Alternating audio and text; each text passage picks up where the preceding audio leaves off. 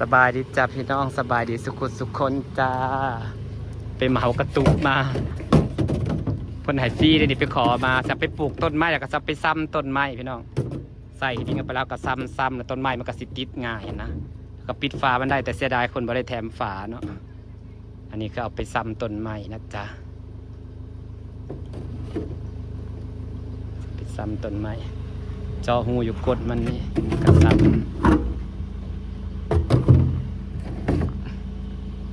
เห็ดเป็นกระถางต้นดอกไม้กะงามเลยพี่น้องมันยาวพี่เอาบ่ต้องตัดสันคือเพิ่นตัดอยู่สูงพี่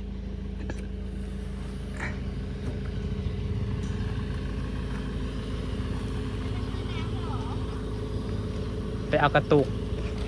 ไปปลูกต้นไม้ย่อขึ้นแม่ค้านะหนูนี่ตัวเตี้ยๆหนูไม่ถึงเลยเนี่ยหนูหุ่นดีไงลูกไม่ไปเล่นงานหนูอ่ะเอาเร็วๆหนูหุ่นดีรีบยกไปดีจ้าหนูหุ่นดีซื้อน้ำร้านแสงพี่น้องจ้าซื้อน้ำหัวเสือขายดีไหมคะพร้อมเปิดจ้าแต่ละมือก็พอได้ขายอยู่จ้าซื้อน้ำร้อนฮ้อนเนาะมือนี่ตั้งฮ้อนตั้งเอ้าอีหลีได้มือนี่นะเนาะว่าตั้งฮ้อนตั้งเอ้าโทรศัพท์คลิปกันถ้าทางน้ำแข็งในแบบกระตุกจะไปปลูกต้นไม้พี่น้องซาวตุก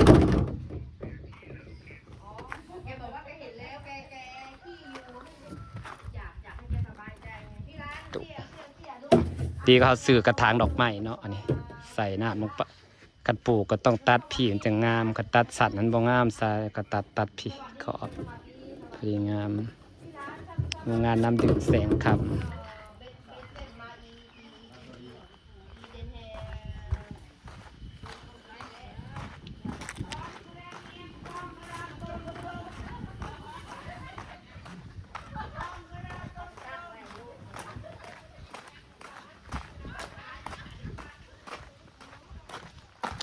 กระเดียงท่มเ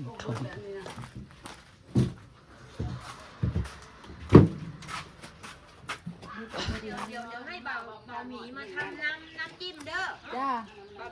บุญหาเที่ยงมาได้บุญลุ้นอย่าบุญบังเที่ยงด้วยปลามีแต่ตัวใหญ่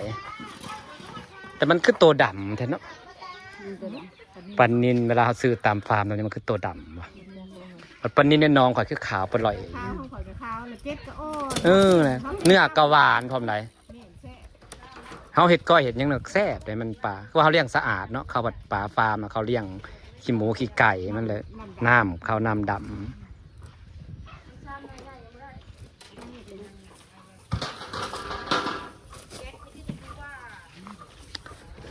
ดำค่ะปลาตัวดำๆนี่ฟาร์มอยู่ลาวด้วยนี่ปลาลาวเลยนี่กันสัตว์ปลาตัวขาวดิปลาไทยด้วยนี่เสือปะตัวขาวได้รับมาแต่ไทยเลยนี่ปลากระสังของกางเกงใส่ได้บ่เกงยีนอ่ะใส่ได้บ่จ้า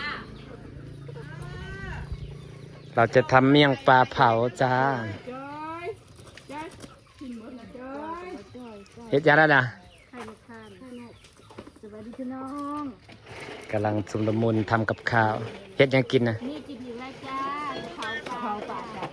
เผาปลาเฮ็ดแต่เมี่ยงเป็นปะแม่นหมูปลาเพิ่นสิไผพันให้มีข้าวปุ้นมีหยังผมมากินหมูกับหมูเนาะผมมากินปลากับปลามาได้ทวดคือว่าคนใต้คือมาคนเดียวมาได้ทวดล่าสุดสอนภาษาใต้ให้กันแล้ว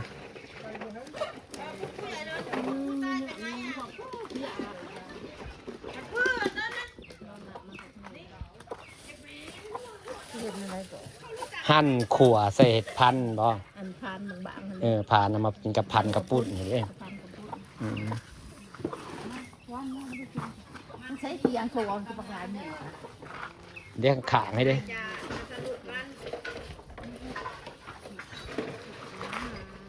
บรรยากาศเตรียมอาหารพี่น้องวันนี้มีแขกจ้า FC มาจากสวีเดนจะมาจากสุราษฎร์เนาะ คนโซลาร์แต่มาจากสวีเดน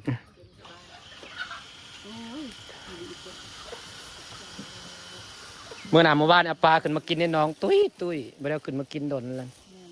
ค่อยๆเกลืออาหารเศร้าแรงหลายพร้อมปลานั่น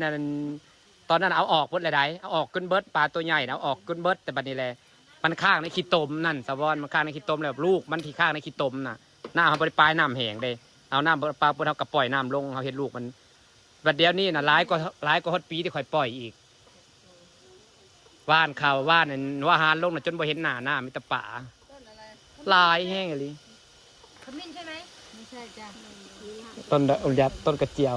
ป่ากระเจียวดอกขาวดอกใหญ่ เที่ยวเหรอ ต้นดอกกระเจียวดอกใหญ่อยู่ตามห้วยหันเด้เอาเวลามาปลูกฮะ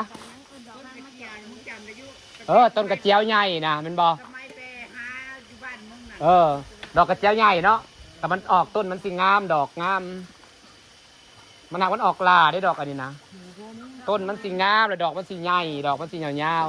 ๆมันอยู่ตามห้วยหันเด้ อ๋อใช่เขากินกันเบื่อว่านั้นเถอะ แม่น เรานี่ไม่เคยกินเราก็อยากกินบางคนยังไม่พอไงโอ้ยพอ พวกกินประจำนี่เพราะมันน่ารักพวกกินประจำ บอกคันยามันบ่เบิดเท่ากับเห็ดบ่เบิดเอาไว้เพื่อมื้ออื่นเห็ดกับข้าวกินเห็ดซอยเห็ดจับมันคนจะเข็ดเถื่อ เชื่อดิเอาก็ซอยทั้งน้ำประเทศเงี้ยอันนั้นย้ายน้ำสั่น พอมีปลากับหมูเนาะ กระเพาะมันใช้กับกระพุ้ ปลาหมูแล้วก็ขนมจีนจ้ะ จ้ะ ขนมจีนซื้อมากัน3 โล คือไปจะ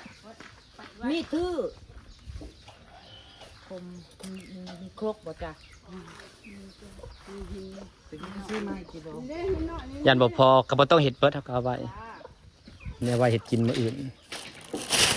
เบิดบ่จักว่าเห็ดแล้วนะ เริ่มหลายคนอยู่จ้ะ หลายแล้วเพื่อเขาอีสีมาเพื่อเขาสีมาเพื่อเขาตุยมาก็หลายหั่นแล้ว มันบ่พอแล้วเนี่ยเห็นแล้ว แม่น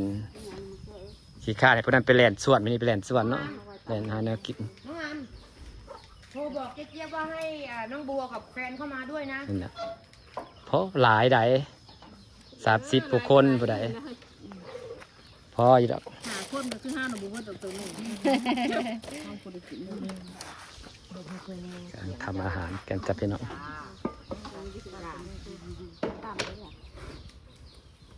จะแม่นคนจากซอยเด้เนาะเอาไปหาทางไม่เนี่ยหมูจะมาใส่หมูเดียว นี่รับมีดคมหัวกลัวจ้ะจริงเลยบ้านละจ้า เตรียมเผาปลามื้อนี้บ้านเฮาสิมีงาน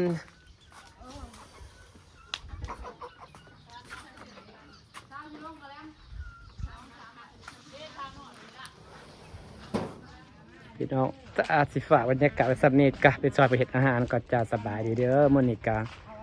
มาหามาหลัด FC อยู่บ้านอำมาลา